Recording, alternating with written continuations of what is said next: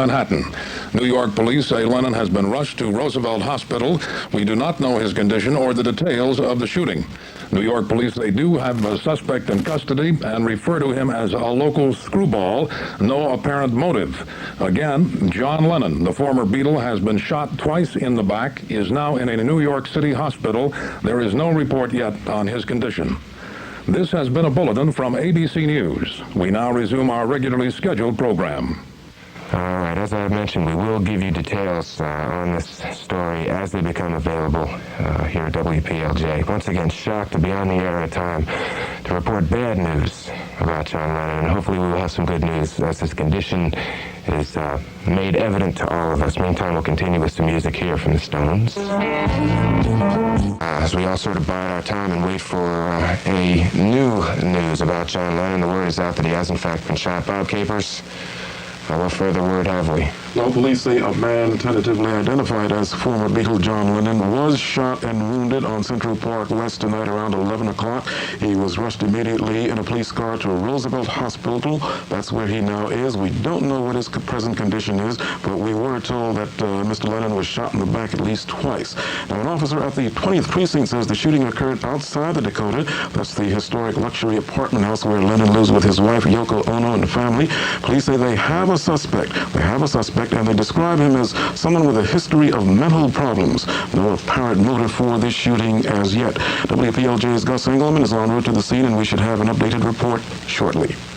Okay, thank you very much, Bob. We'll continue with some more music and definitely keep the updates coming on the word about John Lennon. Meanwhile, from WPLJ, the Alan Parsons Project, and the Alan Parsons Project, something from the new record just ahead of that. You're with Mark Goodman, and we approach Christmas. For a special Christmas gift from WPLJ, Record World, and the record shops at TSS. For the holidays, you get a shot at exchanging that record that you have beaten the daylights out of, your favorite record most likely, for a fresh copy. 495 winning names will be selected in a random drawing later on this month, around the 22nd, to receive by return mail a gift certificate redeemable at any Record World or record shop at TSS. And that will be good for a fresh copy of your favorite record, subject to availability. If they can't get that one, you get your choice of any other album by that artist. If you want to be shot at 1 West 72nd Street, he was removed to Roosevelt Hospital, where he expired. We have one person in custody, a male white in his 20s. Police Sergeant Ed Burns in Manhattan. Hospital spokesman at Roosevelt Hospital in New York City say Lennon was shot 3 times. A police spokesman says a suspect is in custody. One policeman said it's a local screwball, but there were no other details available on the identification or the circumstances surrounding the shooting. It occurred at about 11 p.m. New York time at the Dakota. Outside the Dakota, a giant stone cooperative apartment building on West 72nd Street in New York City, where John Lennon has had an office and a residence. Repeating, former Beatle John Lennon was shot and killed critically outside his home on Manhattan's Upper West Side tonight. This has been a bulletin from ABC News. We now resume our regularly scheduled program. At WPLJ, once again, you have just heard the word about John Lennon. He has been shot and killed, and we will give you any more information that we have as it becomes available to us about the details on the shooting. We'll continue with the music. Billy Joel at WPLJ. 10 minutes ago, a gentleman named Dr. Stephen Lynn, he's the director of emergency room services of St. Luke's Roosevelt Hospital, came out before the press and a group of assorted fans to make the final statement that John Lennon was brought to Roosevelt Hospital shortly before 11 p.m. He was dead on arrival, and although they made an extensive rescue effort, which included transfusions, John was wounded very seriously. He had multiple wounds, gunshots in the chest, the left arm, and the back, 7 wounds altogether, although the doctor didn't necessarily say that that meant he was shot 7 times, but sometimes apparently a bullet might graze the body and hit another point, in which case one bullet would make 2 wounds or whatever. There was major blood loss, and when he was asked if John remained conscious at the time he was brought in by police car, the doctor said that John was dead at the moment he was shot. And only his wife, Yoko Ono, accompanied him to the hospital. She has since left the hospital. There's a lot of people over there. I don't suggest any more go there. The scene over there is finished. No more statements will be made. And the doctor was the one who gave the final news also to Yoko. And his only description of her reaction was that she was most distraught. Understandable. We've gotten the word that Shelley Sonstein is currently on her way into the station and probably will swing by the Dakota on her way in here to probably to give us a word on what things are like there at this point. But again, a good suggestion to not go down to the hospital or the Dakota. Especially at a time like this. However, I'm sure all of us are feeling the loss at this point of a great musician, a great writer, spokesman, Jimmy and I both, and you as well. I'm sure grew up with the Beatles and with the writing of John Lennon. And to have it end this way is... Especially at a time like this, I think, when after 5 years of being called reclusive and hiding in certain ways from the press, but really being happier than he had ever been in his entire life. In fact, if you've read the Playboy interview, he talks quite a bit about how happy he was and how he really didn't much care about the shots that were taken at Yoko, for example. Mm-hmm. And I think the love that was in his heart and in Yoko's heart is on the record. It really comes out. Well, the doctor only had what I just reiterated to you to say, and no funeral plans or anything like that have been announced yet. We're not even sure if the body's going to remain at Roosevelt Hospital or what the plans are. I'm sure Shelley will find out that stuff, and everybody will know in the morning. Okay, thanks very much, Jimmy. This is, as I'm sure you're aware, this is a hard time for all of us. You sitting at home feel the loss as strongly as we do, and it's hard for us to report news like this. This is the times when being in a job like this might not be as much fun as people might think. A lot of sadness, but we're going to play the music tonight of the Beatles and of John Lennon as we remember. From WPLJ, let's go back a bit, do some old Beatles music. John and Yoko had gotten out of a cab in front of the Dakota. The young man, who was described as a local screwball, apparently had been hanging around the gates of the Dakota on 72nd Street waiting for Lennon, and the minute that they got out of the cab, he fired. He pumped every bullet into John Lennon, and apparently none of them were aimed at Yoko, so he knew who he was after. This young man was then taken into custody, as well as 4 witnesses were also taken over to the 20th precinct, and right now police are really trying to reconstruct exactly what happened, the motives, and the reasons for what has happened to John Lennon, who is now dead. So that's the story. That's okay, Mona, thank you. Mona Rivera and Robin Sagan over at the Roosevelt Hospital. We'll be talking to you later on. John Ogle is live at the Dakota again. John? Yes, hi, John. We're on the air. I'm here, and Dave Herman is here as well. And everybody who is there now is, you said, very quiet and very orderly. Is that correct? Very quiet. The only horns you hear blowing are the cabs that are trying to get through the traffic.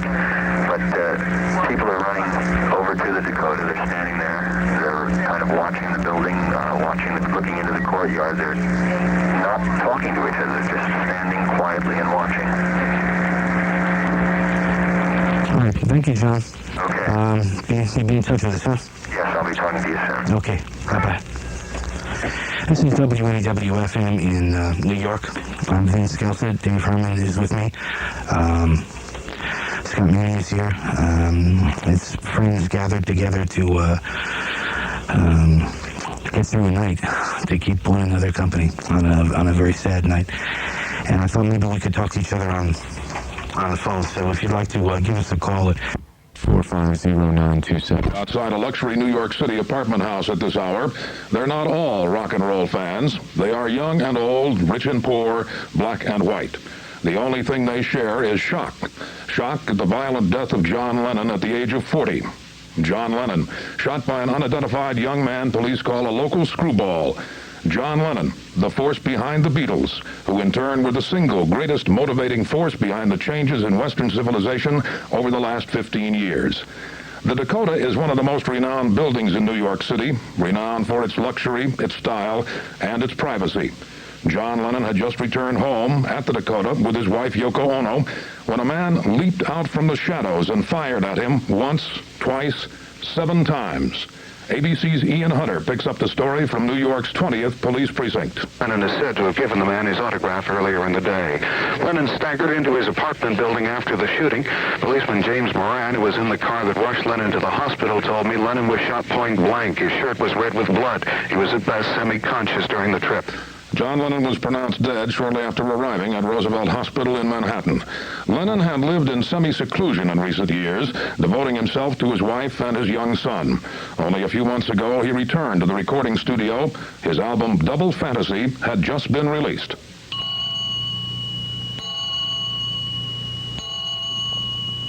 Our life together. Doing when you heard the Beatles for the first time.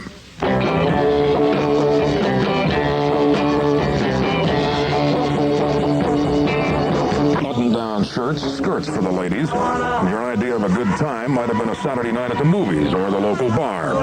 But the Beatles changed all that. ABC rock critic Lou O'Neill offered this assessment. John Lennon is figures in the history of rock and roll. He and Paul McCartney single-handedly shaped a generation in the 1960s that revolutionized not only the world of music, but also revolutionized social lifestyle and also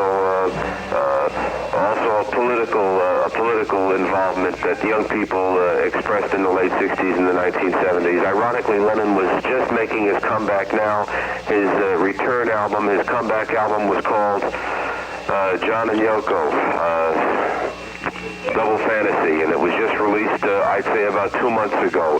The first single is Just Like Starting Over, which was a big hit for John Lennon, and he was doing so very well in the midst of this comeback that it's almost beyond belief that he could be struck down as he was tonight here in New York. Lou O'Neill says, and many would agree, that the album Sgt. Pepper's Lonely Hearts Club Band was the single greatest album in the history of rock and roll.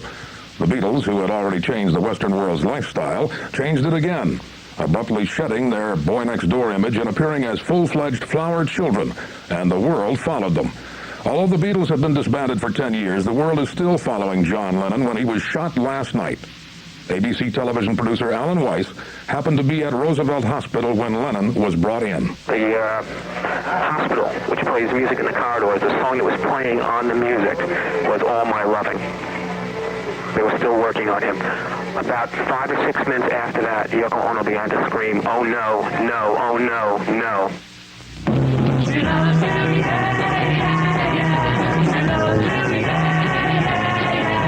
The police haven't told us yet the name of the young man they say shot John Lennon, but they told us he cared about John Lennon, as the rest of us did. Earlier in the day, he had asked and received an autograph from him. This has been a special report from ABC News, the death of John Lennon. I'm Bob Windsor, ABC News, New York. Could you play the new song by Blondie, Tie to Tie? Yeah, I'll try. Where are you calling from? WNWFM in New York. I'm Vince Scelsa. Mona Rivera from WNWFM News is in the vicinity of the Dakota. Is that correct, Mona? Yes, that's where I am. You're on the air right now. Okay, Vin, outside the Dakota, the crowds have grown even more. I would say there's at least 400 people milling around at 72nd Street and Central Park West. The police are having a hard time keeping traffic moving, but they are attempting. Just a short while ago, Chief of Detectives for the Manhattan Borough, James Sulivan, came out of the Dakota. He had just finished surveying the scene. He had just talked with witnesses and with several of the policemen who had responded earlier when John Lennon was shot, and he told reporters what had happened. At the very beginning of this tape, which I'm about to play for you, the first words he's saying, which are kind of off mic, are John Lennon and his wife had just returned from a recording studio. I'll let him take it from there. Yoko Ono had returned from a recording studio and had alighted from a limousine at this point. We're not sure if the limousine was inside the driveway or if it was outside on the street. They went into a little vestibule inside, and as he was walking through the vestibule, this individual, who is unidentified at this point but will be identified soon, fired 5 shots from a .38 caliber Charter Arms pistol. Mr. Lennon was struck several times. We're not positive at this time as to how many times he was struck. He went up the stairs. There are 5 steps that lead up into the watchman's area of the Dakota. He went through that area into an office inside, where he collapsed to the floor. A radio car responded to this location and took him to Roosevelt Hospital, where he expired. Right now, I'm going to go to the station house and talk to some of the witnesses and see if we can put some more details together so that we can give you a fuller account as quickly as we can. It appears at this time that the individual is from out of town, possibly Hawaii. That's the way it looks. Was there any overall witnesses at the time? I haven't spoken to the witnesses at this point. I can't tell you that. No, she was not. What is the race of the client? No, I think he's a male white. How long had he been hanging around here? We don't know that. Some people say a couple of days, but we're checking that out also. We're not sure. Has he been reported before as a threat? Not to my knowledge. So there you have it, Ben. That is Chief of Detectives James Sullivan at the Dakota, where he interviewed police officers regarding what had happened to John Lennon. As you heard earlier, when Robin Sagan and I reported from the hospital, John died of significant injuries of the major vessels inside his chest. This man apparently knew where he was aiming, and he aimed at his chest, and there was massive blood loss, and he was dead on arrival at St. Luke's Roosevelt Hospital. And that's the scene from the Dakota. I'm Mona Rivera. Started that, you see. So you go out and do it. If we've inspired you to do something positive, we say we've done something positive, you say, well, I can do better than that. Do it. That's the point. Anybody who's got an idea, top us, and we'll keep the game going, and we'll try and top you, but we're all it's a competition for you, That's what it is, like saying, well, all right, so they weren't doing so well. Well, we can do better and better and better, it goes better. A lot of people also feel that if everyone goes to bed and stays in bed for a week or a few days for peace, as a protest for peace, the whole country will come to a standstill. Well, wouldn't it be better than producing arms and bombs? Imagine if the American army stayed in bed for a week, and the Vietnamese army, or Nixon and Sherman. Imagine it if the whole world stayed in bed. There'd be peace for a week, and they might get to feel what it was like. The tension would be released. If there was enough trouble and there was obviously going to be a war, and you were asked to fight, John, would you fight? I wouldn't. For your country? I wouldn't attack. No, I'd defend myself. Probably in a situation, but I wouldn't attack. I'm a pacifist. What do you want out of life most of all now, John? Peace. Really, that's all I want. If anything happened to you, how would you like people to remember you? As the great peaceniks. That before your music. Oh, sure. If I fell in love with you, would you promise to be true and help me? A night with much irony to it, and you have just added to that by telling us about that. Thanks for calling. Thank you. Okay, bye-bye. WAWFM, you're on the air. Walking up the street, and I just saw this man coming towards me, and he was dressed all in black, this black beret, and he looked really intense, and I said, oh my God. It was like seeing something incredible, just like a vision coming at me. I said, my God, it's John Lennon. And like just knowing he was in the city was something, but to see him, and as he approached me, I just said, like, hi, and smiled. I couldn't say anything. And he just nodded and kept going, and like no one else really recognized him. And I just like stood there, watched him go. And I felt so privileged. I was like 9 years old when they hit the scene, and I was too young to go to their concerts, and I just felt so privileged that I had just seen him, and that having felt myself grow up with him and the Beatles, to have seen him like that was something very special, and just to know that it's not possible anymore. It's really taken something out of me. I feel so much older right now. And all I can say is, at least you guys are here, because this is going to be a very tough night to get through. And I just thank you for, for hearing and being there. Okay, thank you. What can I say? It's just a hopeless night at the moment. Thank you. Okay, bye-bye. McCartney in mind when he wrote How Do You Sleep, and claims, most recently in the Playboy interview, that it was not sort of the first blow as far as some sort of feud that was welling up between Lennon and McCartney, but rather a response to supposedly subtle things that McCartney had included in some of his own songs, re John Lennon. There's a lot of real interesting information in the most recent, or the January issue of Playboy, where John Lennon does an extensive interview, John and Yoko both, and he actually apologizes for a lot of things that have happened in the past in his life. And all of a sudden the interview becomes a lot more relevant, I think, tonight. And he sort of backpedals the intensity of How Do You Sleep in that interview, something interesting to read, I think.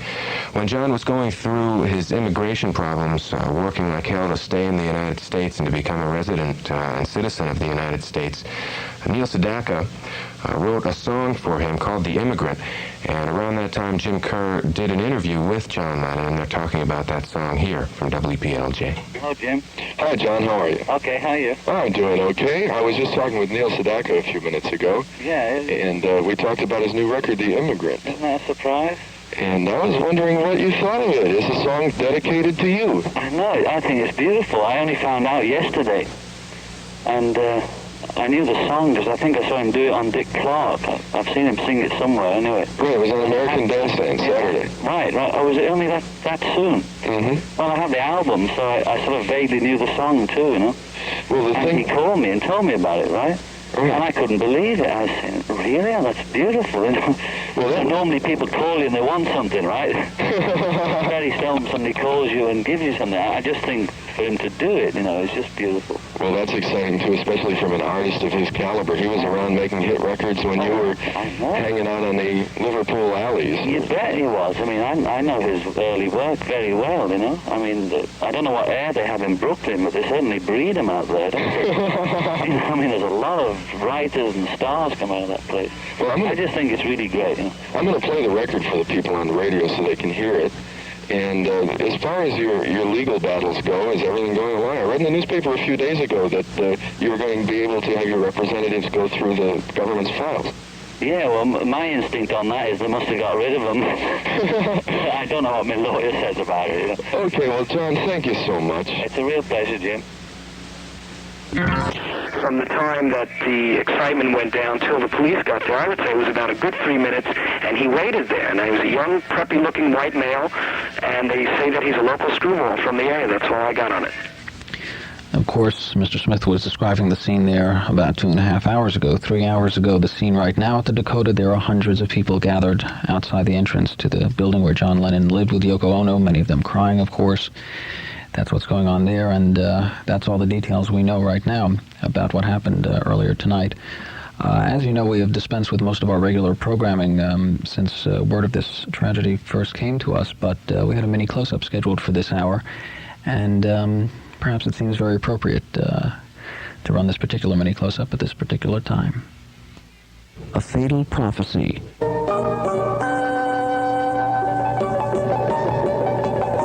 I'm Steve North, and this is a WLIR mini close-up. It may be true that guns don't kill and people do, but handguns make it a lot easier. With a grudge against society and a .32 special in his pocket. I'm Dr. Michael Halberstam. I'm Steve North, and we're LIR-FM. I think we're going to miss him a lot. And, I don't know what else to say, Vince, except that I feel real lost and real empty inside right now. But I know that he loved me, even though he didn't even know it, you know. But I guess he did know it. Yeah, okay. He knew it. He knew it and you knew it. And that's what makes it valuable, and just hold on to that, you know? Yeah. Okay. Thanks for calling. I love you, Vince. Bye-bye. Bye. WAWFM, you're on the air. Hi, Vince. It's like a real bad tragedy because I don't mind my stuttering because I guess you really should know about the whole thing. is that like I've lost faith in humanity completely at this point. For someone to shoot a man that just has given so much musically and. But that's not humanity. That's one person who did that. Don't lose faith in humanity. If you want to think about humanity, listen to all these people who are calling up right now and talking about their love for this man. That's humanity.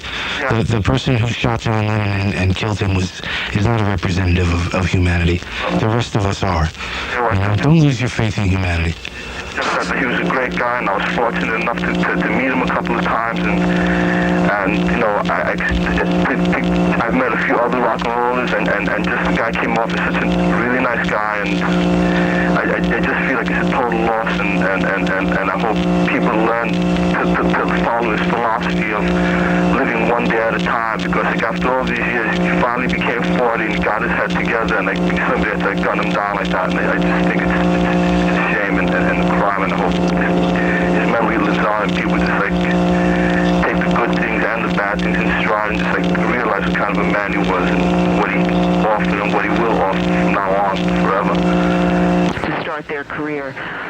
One guy went home after he heard about the shooting and put on a John Lennon rock and roll T-shirt. He didn't know what else to do. He just wanted to pay homage to John Lennon.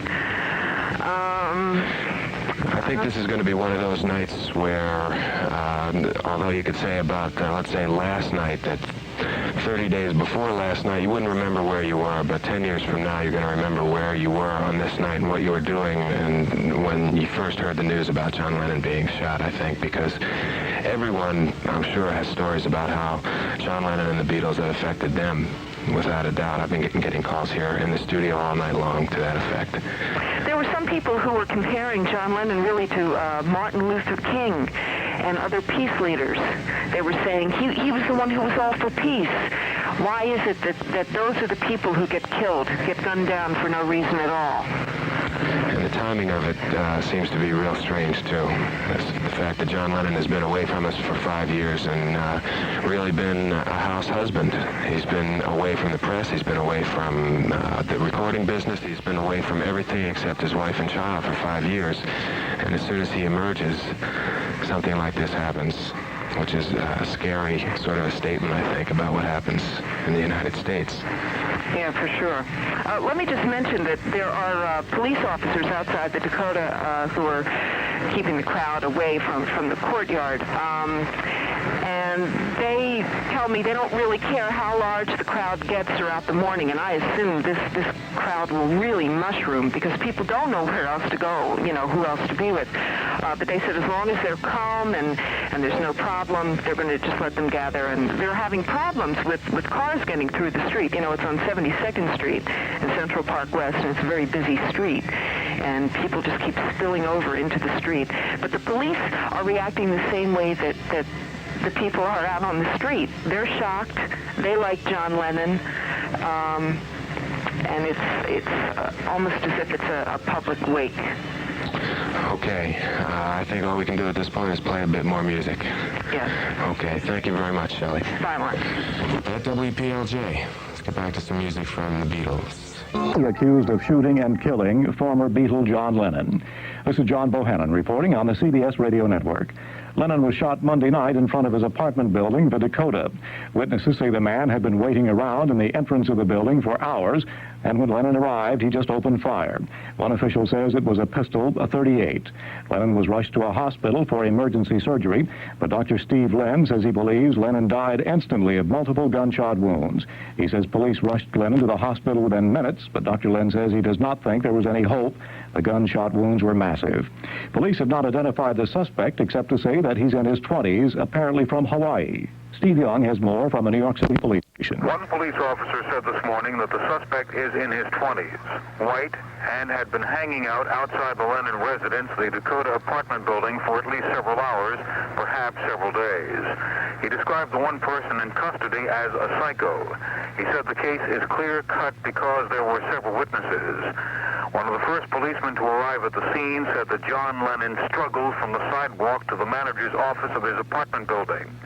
The officer said he found Lennon lying face down in a pool of blood and said he assumed Lennon had been shot in the chest. The policeman said Lennon's wife, Yoko Ono, was hysterical. In en route to Roosevelt Hospital, where Lennon was pronounced dead on arrival. And even more distraught when he drove her back to the apartment building about an hour later. She was quoted as saying, "Say it isn't so." Steve Young, CBS News, at the 20th New York City Police Precinct. A New York City... That's what it's all about. Don't you know that's the cycle? You should be so happy tonight, you know? In my eyes, will always be sort of one of these classic couples in humanity that we always look at, you know, a Romeo and Juliet type that forever they'll talk about it. I'm sure 500 years from now, there will be references to John and Yoko just as, you know, as one of those special couples. And they shared it with us, too. I mean, you look at what you really cover the, you know, the Lennon albums. You know, John sitting on the floor next to Yoko in bed. How about the Two Virgins one on there? The one that was banned. The one that was whitewashed. So, is that what it was? The naked pictures, yeah, the front and the back. I remember going home and soaking that album in my sink to find out if I had one or not. Did you? Yeah, no, I didn't. You didn't? No, I ruined the jacket pretty well, though. We're going to get to the... Yeah, the tape. Yeah, Ray, you should introduce this. This comes from... this is an import album. It's an English import on Polydor Records. I don't even think it's available anymore, although they may resurface. It'll be interesting to see what happens record-wise over the next 6 months, but that's crap you don't even want to think about right now.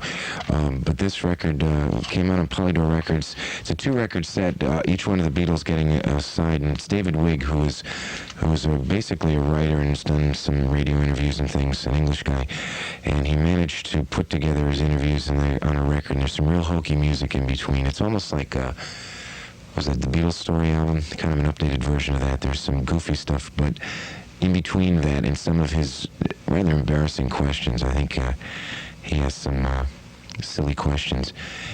Some philosophy comes out, and I've listened twice tonight to the John Lennon Yoko Ono side. And the album is called The Beatle Tapes from the David Wigg Interviews. The particular one that we are going to hear, in fact, I think the introduction is on there. He dates it. It's from New York, October of '71. So it's about 9 years old, a little bit over 9 years old. And it's usually we've managed to pay for them finally now after all these years. Yeah. And that's really only happened since Klein came in, the so-called Wolf. And there's millions earned, but we never got it, you know. Well, who got it then, John? Well, you know, there's lots of big companies in London with various names. You just have to check them out and their connection with the Beatles, and you see where the money's gone. Everybody. And in America, too. Everybody connected with us is millionaires, except for the Beatles. You're not. They used to tell Paul and I we are millionaires. We never have been. I might possibly be coming up to it shortly, you know, if we get lucky. But it's true, you know. We didn't get the money. And you certainly aren't a millionaire. You never have been a millionaire. No. Not George, Ringo. No. George and Ringo were practically penniless. Yoko now has got more money than they had when Klein came in.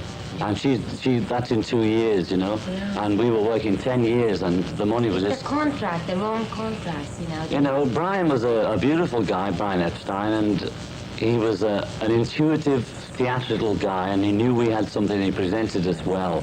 But he had lousy business advice, not to say that somebody was crooking him particularly, but he got lousy advice. Taken advantage of. We all were, Brian included, you know, and none of us got it.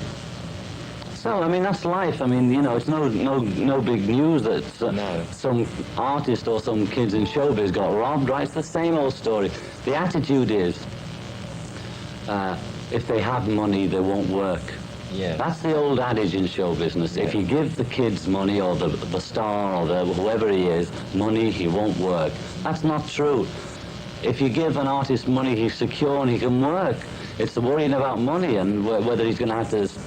my big worry always was, am I going to be Mickey Rooney having... I know we've earned it, but where's it gone? I've got to pay the tax someday. Yes. They won't be... It's no good me saying, well, I never got it. The books say that it came to the Beatles, you know, or something like that, and we're going to have to pay tax the rest of our lives, and that was my big worry. So it's no big news, though. We were robbed, so, you know, it's old hat stuff. Music. Would George have ever flourished like that if we'd carried on with the group? No chance. There was no room. I thought he was working on a solo album. Well, I suppose we could have worked together. And no, he wasn't. He worked on the solo album after the split. You don't think you would have had the chance to have If people need the Beatles so much, all they have to do is to buy each album and make a track out of it. And put it on tape, track by track, one of me, one of Paul, one of George, one of Ringo, if they really need it that much, because otherwise the music is just the same, only on separate albums. Instead of having the White Album or Abbey Road, where I sing a song, George sings a song, Paul sings a song, Ringo sings a song, boom, boom, boom, boom, like that. We make an album each, that's the only difference. And it's far better music, because we're not suppressed. In the Beatles, by the time the Beatles were at their peak, we were cutting each other down to size. We were limiting our capacity to write and perform by having to fit it into some kind of format. And that's why it caused trouble, you know? But you don't ever see... I mean, for me personally, when you listen to the Stones music, nothing's ever happened. It's the same old stuff goes on and on and on forever. I've never heard anything different from them. So I think it'd be a good scene if they broke up and made some individual music, because it's the same old rehash of the same stuff over and over again.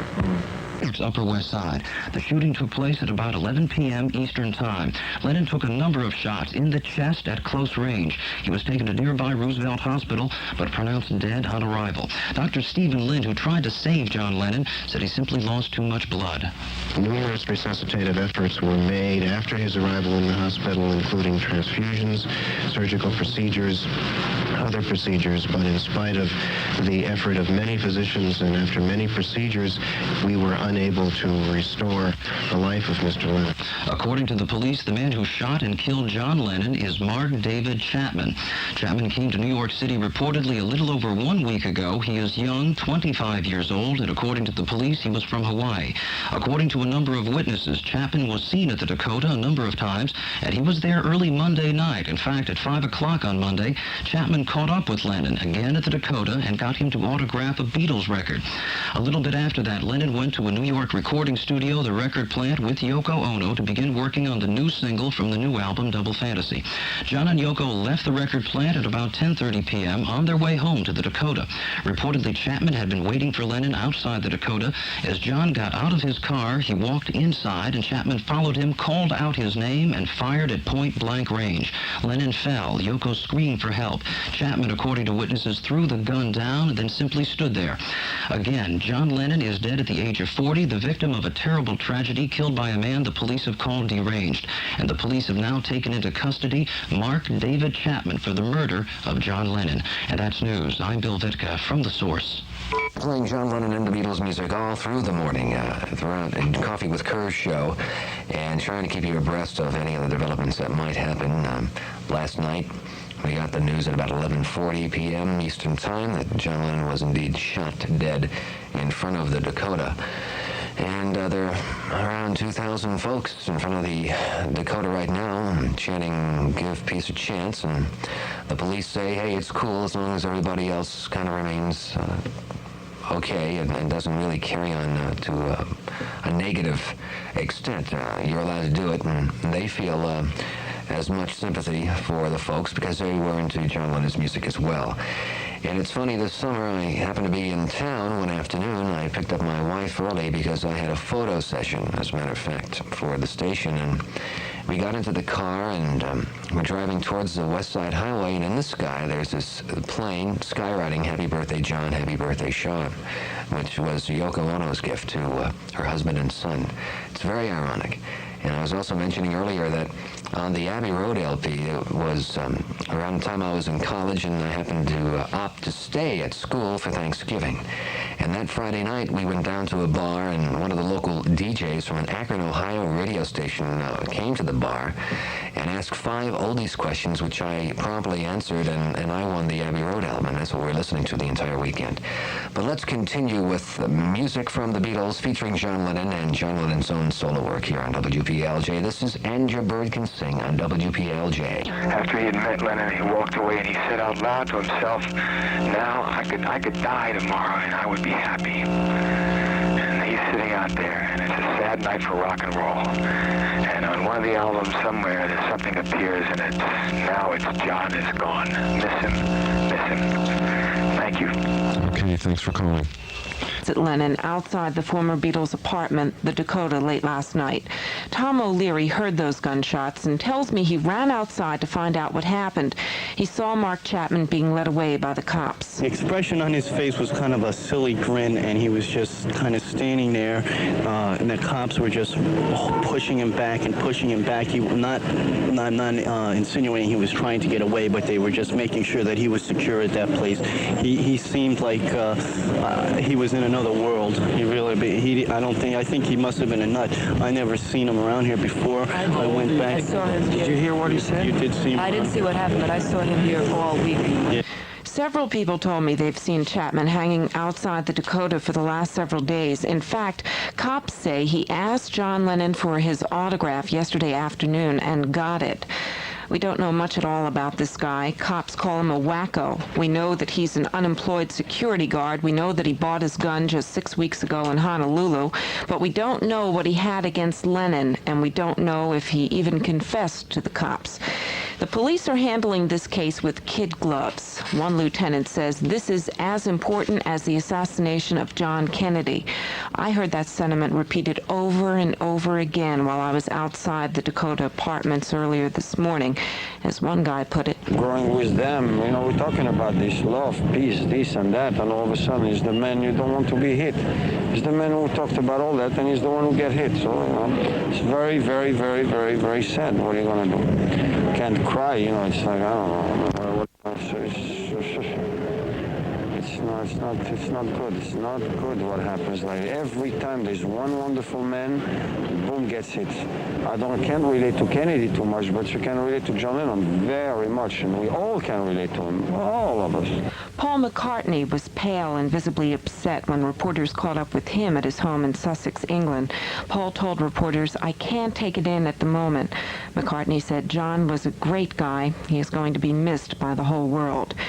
It's very ironic. Hours before he died, John Lennon gave his last interview, and he said he hoped to die before Yoko, because if she died, he couldn't carry on. We hear that Yoko became hysterical when she heard that her husband died. She was with him at the time he was shot, and she drove with him in a police car to Roosevelt Hospital. Now, we've had no announcement yet about funeral arrangements. As soon as we hear, of course, we'll pass that along to you. But one thing I would like to tell you is that Yoko asks you not to come to the Dakota apartment. She is appreciative of the grief that you share with her, but again, Yoko would like you to stay away from the Dakota. I'm Shelley Sonstein, WPLJ News. Thank you very much, Shelley. I'm Jim Kerr. This is WPLJ, and it's a bit of a grim morning. Here's the weather forecast for you. We are going to have some rain this afternoon. Temperatures will fall in Central Park West. All of the newspapers I can see into the newsroom here are just covered with Lennon pictures and, killed outside of his apartment, all sorts of tragic headlines. This, for rock and roll, is a rather devastating day. As I said earlier, I was awakened early this morning by Ray White, who probably more so than anybody else around here, if I have to say this myself, Ray was probably most personally moved, seriously affected by the Beatles. In my knowing, Ray and I are pretty good friends. In my knowing Ray, I don't think any one group has ever affected has affected him as much as the Beatles have. And it's strange to think that through the 60s, there wasn't a time, like I was just, coming out of the blimp, and it was very easy to find a Beatles song that went along with what the blimp was about. And through the 60s rather, it was rare that anything you did didn't have some Beatles song that went along with it. No matter what remembrances you may have of the 60s, there's always a Beatles song that goes along with it. And as I said earlier, we have these tape interviews of John Lennon and Yoko Ono from about 1969. We're going to get into part of one of those right now. You're at LIR-FM. Oh, no, oh, no. Lennon is believed to have been shot 5 times, but there were 7 wounds, apparently some where the bullets exited. Doctors say he died almost immediately because some of the vital arteries in his chest were destroyed by the shots. John Lennon is dead. He was 40. ABC... Lennon is one of the most legendary figures in the history of rock and roll. He and Paul McCartney McCartney single-handedly shaped a generation in the 1960s that revolutionized not only the world of music, but also revolutionized social lifestyle, and also a political involvement that young people expressed in the late 60s and the 1970s.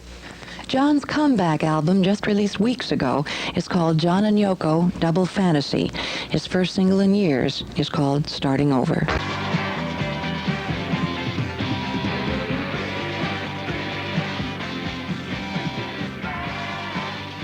And I'm moving on. John Lennon and Yoko Ono from Double Fantasy at WPLJ.